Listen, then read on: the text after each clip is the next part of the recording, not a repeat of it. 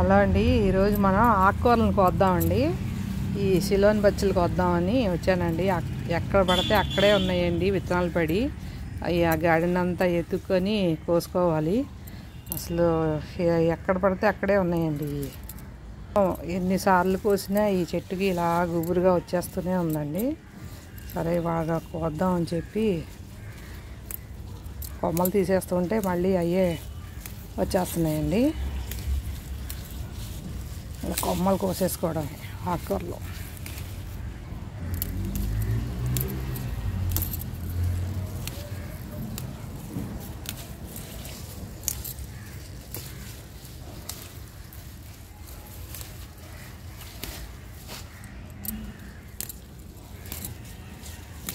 కోసే కొద్దీ వస్తూనే ఉందండి ఇది ఆకుకూర.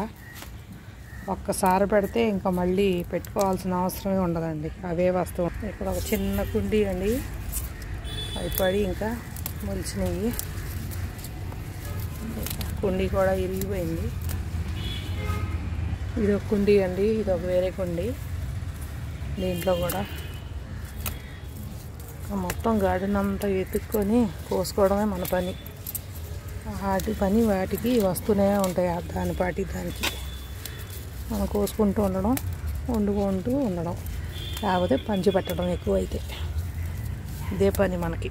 మళ్ళీ ఇది ఒక కుండీ అండి, ఇది ఒక కొంచెం పెద్ద కుండీ. ఇది దీంట్లోనే చామల దుంపలోనే ఇది వచ్చేసింది.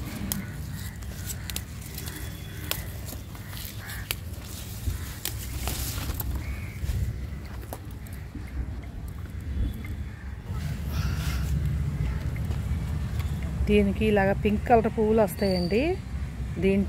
దీంట్లో గింజలు ఉంటాయి, అవి పడి అయ్యే మొలుస్తూ ఉంటాయి. ఈ గింజలు వేసినా సరే వచ్చేస్తాయండి చెట్లు చక్కగా. పింక్ కలర్ పువ్వులు చక్కగా ఉంటాయి. Pink colour, dark pink. ఇది ఒక ధర్మగోల్డ్ డబ్బాలో వచ్చేసిందండి, కోసుకోవడం. ఇక్కడ ఉందండి.